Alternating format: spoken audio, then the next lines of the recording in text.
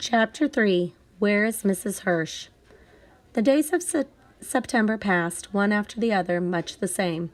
Amory and Ellen walked to school together and home again, always now taking the longer way, avoiding the tall soldier and his partner. Kirsty dawdled just behind them or scampered ahead, never out of their sight. The two mothers still had their coffee together in the afternoons. They began to knit mittens as the days grew slightly shorter and the first leaves began to fall from the trees, because another winter was coming. Everyone remembered the last one. There was no fuel now for the homes and apartments in Copenhagen, and the winter nights were terribly cold.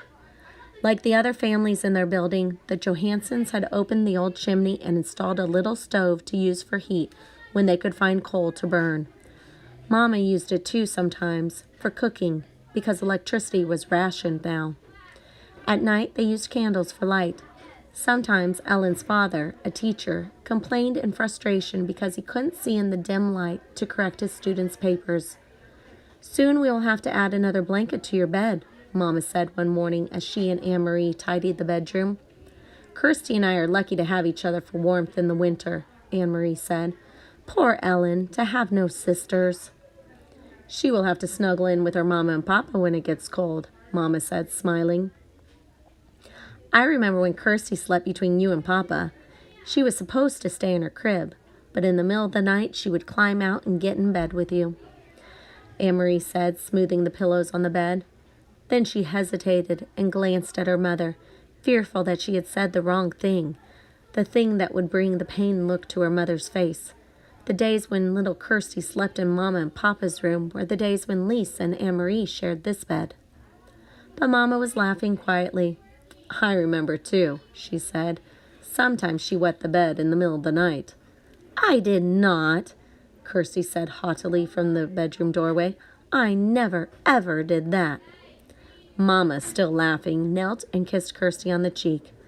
"Time to leave for school, girls," she said. She began to button Kirsty's jacket. "Oh dear," she said suddenly. "Look, this button has broken right in half. Anne-Marie, take Kirsty with you after school to the little shop where Mrs. Hirsch sells thread and buttons. See if you can buy just one to match the others on her jacket. I'll give you some kroner. It shouldn't cost very much." But after school, when the girls stopped at the shop, which had been there as long as Anne-Marie could remember, they found it closed. There was a new padlock on the door and a sign, but the sign was in German. They couldn't read the words. "I wonder if Mrs. Hirsch is sick," Anne-Marie said as they walked away. "I saw her Saturday," Ellen said.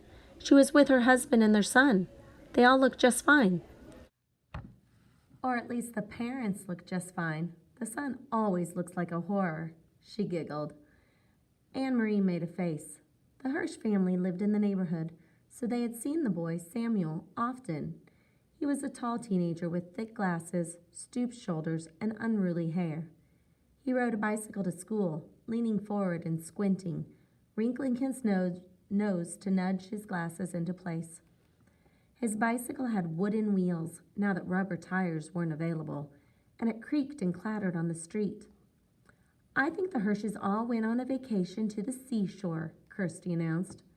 "And I suppose they took a big basket of pink frosted cupcakes with them," Anne-Marie said sarcastically to her sister. "Yes, I suppose they did," Kirsty replied. Anne-Marie and Ellen exchanged looks that meant, "Kirsty is so dumb."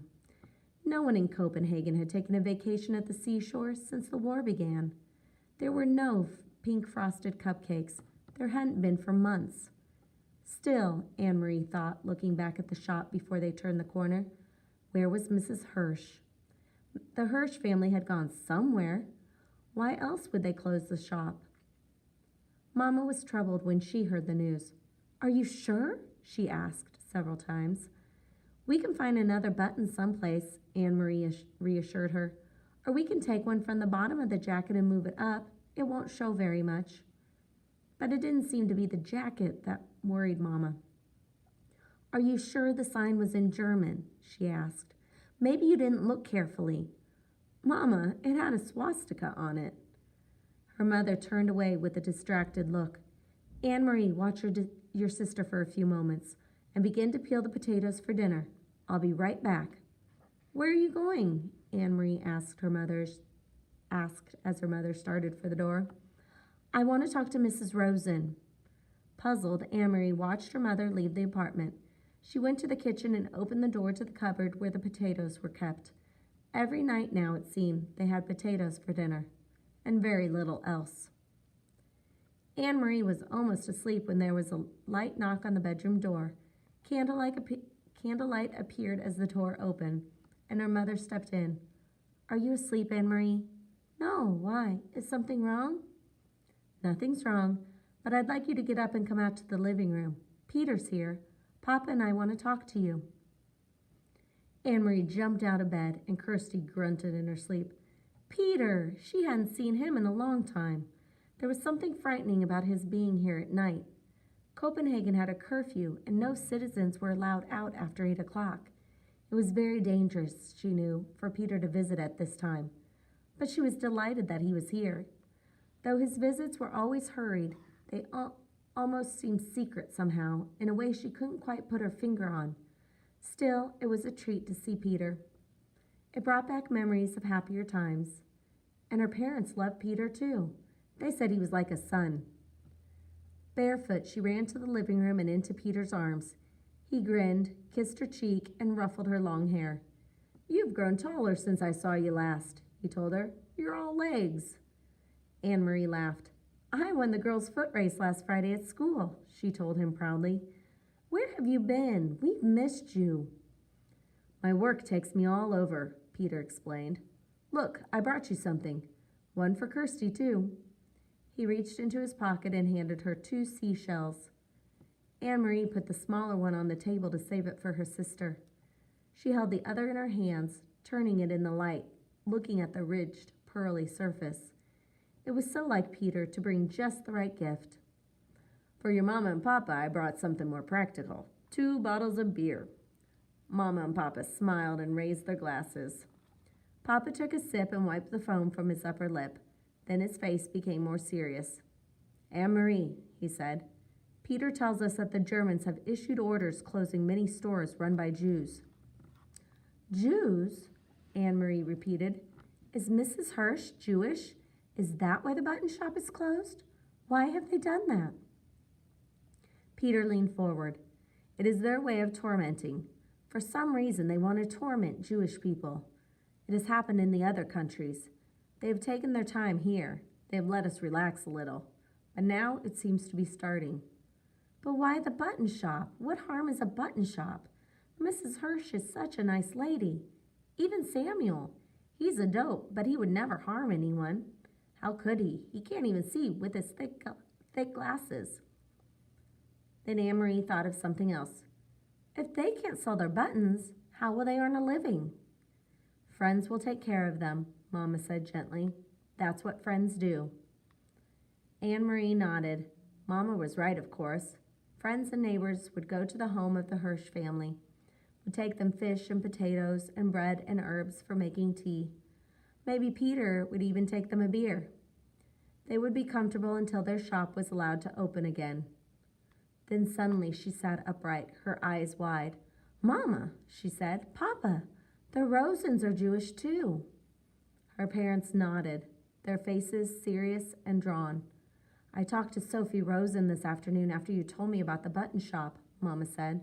She knows what is happening, but she doesn't think it will affect them. Anne-Marie thought and understood. She relaxed. Mr. Rosen doesn't have a shop. He's a teacher. They can't close a whole school. She looked at Peter with the question in her eyes. Can they? I think the Rosens will be all right, he said. But you keep an eye on your friend Ellen and stay away from the soldiers. Your mother told me about what happened on Osterbrigade. Anne-Marie shrugged. She had almost forgotten the incident. It was nothing. They were only bored and looking for someone to talk to, I think. She turned to her father. Papa, do you remember what you heard the boy say to the soldier, that all of Denmark would be the king's bodyguard? Her father smiled. I have never forgotten it, he said. Well, Anne-Marie said slowly, now I think that all of Denmark must be bodyguard for the Jews as well. So we shall be, Papa replied. Peter stood. I must go, he said. And you, Longlegs, it is way past your bedtime now. He hugged Anne-Marie again. Later, once more in her bed beside the warm cocoon of her sister, Anne-Marie remembered how her father had said 3 years before that he would die to protect the king, that her mother would too. And Anne-Marie, 7 years old, had announced proudly that she also would. Now she was 10, with long legs and no more silly dreams of pink frosted cupcakes. And now she and all the Danes were to be bodyguard for Ellen and Ellen's parents and all of Denmark's Jews. Would she die to protect them? Truly? Anne-Marie was honest enough to admit there in the darkness to herself that she wasn't sure. For a moment she felt frightened, but she pulled the blanket up higher around her neck and relaxed. It was all imaginary anyway, not real. It was only in the fairy tales that people were called upon to be so brave, to die for one another. Not in real-life Denmark. Oh, there were the soldiers, that was true, and the courageous resistance leaders who sometimes lost their lives. That was true too. But ordinary people like the Rosens and the Johansons, Anne-Marie admitted to herself, snuggling there in the quiet dark, that she was glad to be an ordinary person who would never be called upon for courage.